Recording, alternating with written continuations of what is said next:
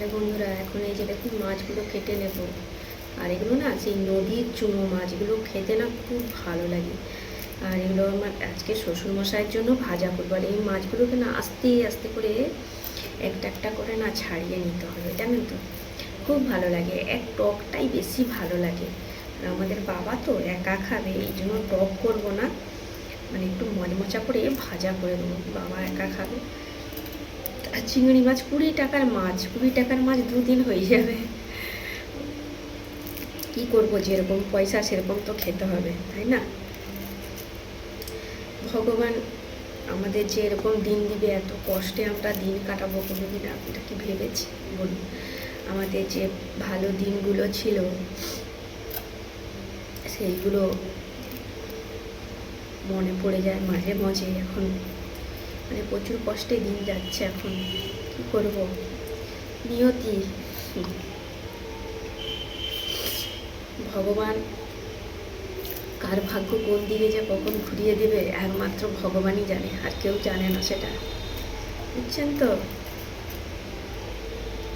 সত্যি কথা বলতে আমাদের যে এতটা কষ্টের দিন কাটবে তো আমরা কোনোদিন ভাবতে পারিনি।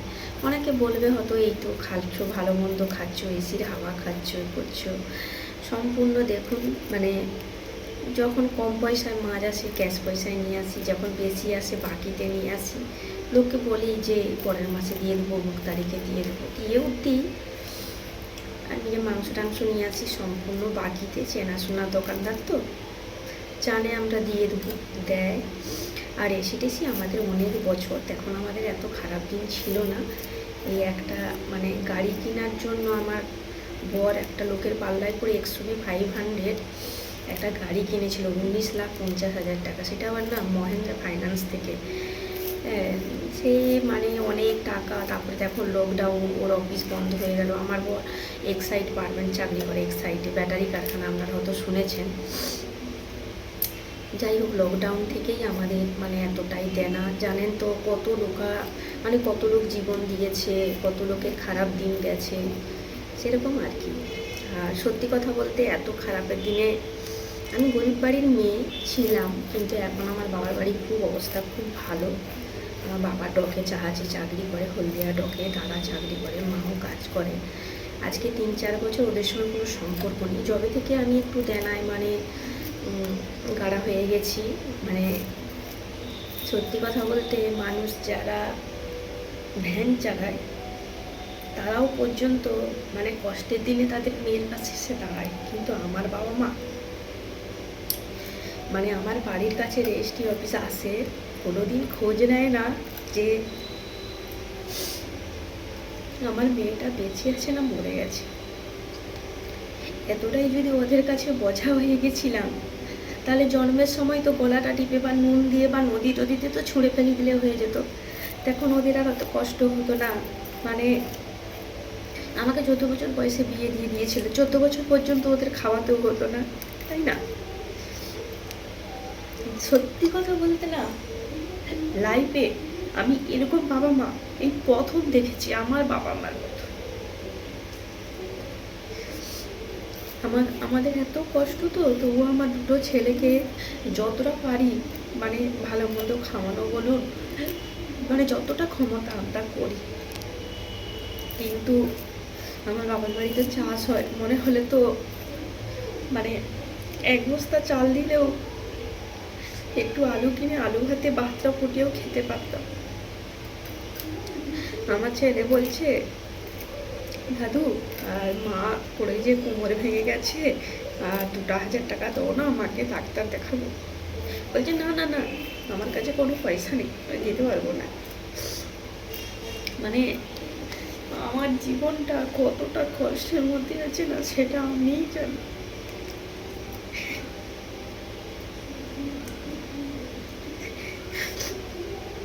আজকে আমার স্বামী থাকলে আমি কারোর কাছে চাইতাম।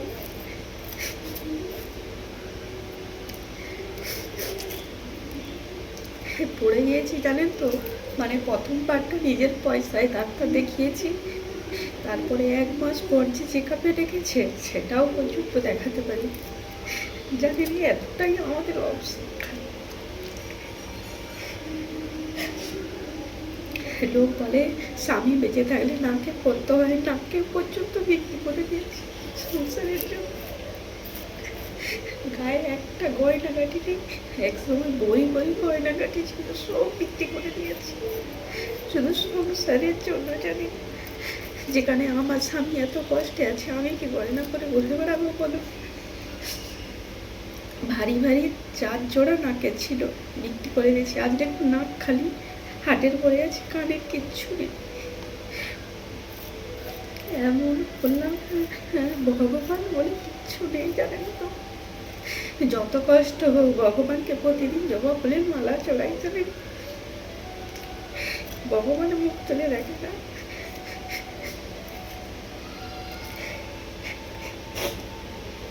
সত্যি কথা বলতে আমার স্বামী স্ত্রীকে 2 পয়সা সাহায্য করার মতো কেউ নেই। যেমন এক সময় আমাদের ছিল তো সবাইকে দিয়েছি, আজ আমাদের পাশে কেউ নেই।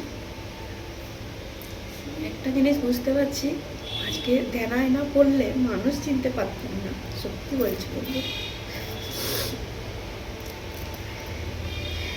যাই হোক বন্ধুরা, আপনারা ভাববেন না যে আমি অভিনয় করছি বলে। সত্যি কথা বলতে আমি মিথ্যা কথা বলিও না, আর মিথ্যা কথা শুনতেও আমি পছন্দ করিও না, জানেন তো। আমরা গরিব হতে পারি, কিন্তু আমরা সত্যের পথে চলি। তবু ভগবানের উপরে ভরসা করে আছি, যদি ভগবান তাকে নিশ্চয়ই একদিন ভালো দিন দেবে। অনেক কষ্টে আছি জানেন বন্ধুরা, অনেক কষ্টে আছি।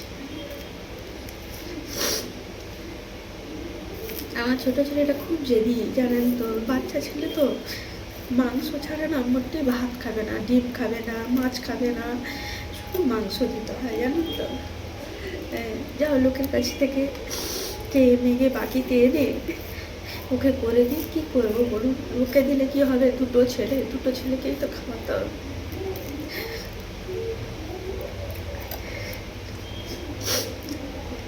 যাই হোক বন্ধুরা, সবাই ভালো থাকবেন, সুস্থ থাকবেন। আমার মতো খারাপ অবস্থায় যেন কারণ না হয় ভগবান।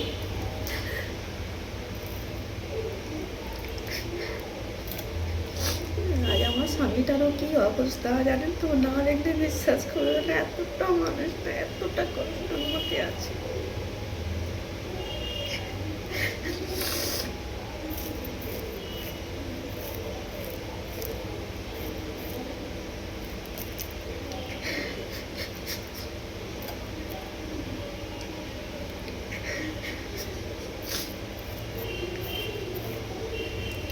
বাড়িতে চালটাও যে কিনে নিয়ে এসছি না, সেটাও বাকি করে একে তাকে বলি দাও না 10 কেজি চাল কিনে, কাকে বলি দাও না 5 কেজি চাল কিনে।